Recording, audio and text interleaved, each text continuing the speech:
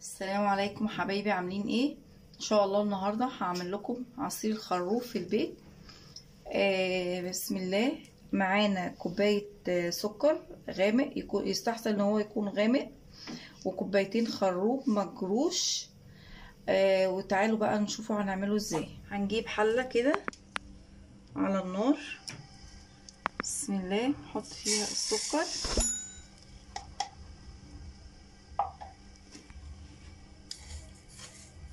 لحد ما يسيح خالص، بس نخلي بالنا ان هو ما يتحرقش، يسيح خالص كده وياخد لون بني.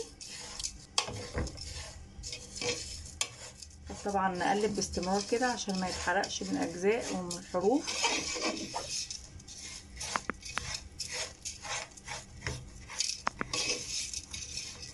احسن حاجه ان احنا نعمل الحاجه بتاعتنا في البيت، احسن من نشتريها جاهزه بره ما نعرفش هي معموله ازاي.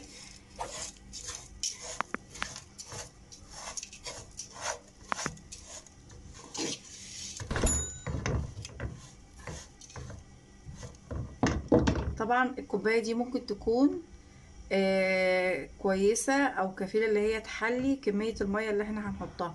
احنا تقريبا هنحط على الكوبايتين الخروب 2 لتر ميه، فان شاء الله ممكن دي تكون كفيله اللي هي تحلي، او انتوا على حسب ممكن تزودوا السكر للي بيحب السكر زياده. دي ممكن تكون، او الكوبايه دي ممكن تكون كويسه اللي هي تحلي كوبايه ال2 لتر ميه.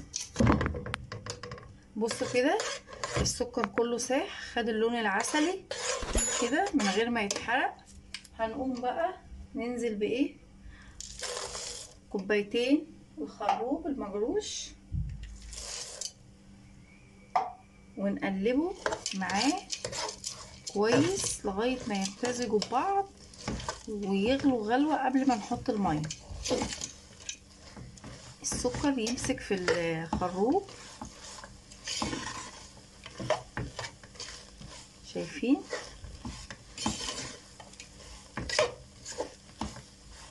نفس الطريقه كده كده. هنيجي بقى حاطين ايه؟ الميه بتاعتنا. انا جبت شفشق وعيرته كده 2 لتر. لو وصلت لهذا الجزء من الفيديو لا تنسى الاشتراك في القناة وتفعيل زر الجرس ليصلك أحدث فيديوهاتي. هنسيب بقى كده الخروب بتاعنا يغلي على النار لغاية ما يغمق لونه، من غير ألوان صناعية، من غير أي حاجة خالص، طبيعي، من غير ولا لون صناعي ولا أي إضافات تانية. ممكن حابين تحطوا فانيليا أو مية ورد، مفيش مشاكل، ده اختياري. هنسيبه كده يغلي وهوريكم نصفيه ازاي. طبعا غلى حوالي 5 دقايق. طفيت عليه، هنصفيه بقى. هنجيب مصفى كده خرومه تكون رفيعه، نبتدي نصفيه. شايفين اللون بتاعه؟ مش محتاج لون صناعي ولا اي حاجه.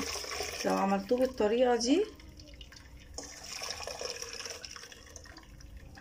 ده شكل الخروب بعد ما صفيناه بالمصفى الضيقه بتاعتنا.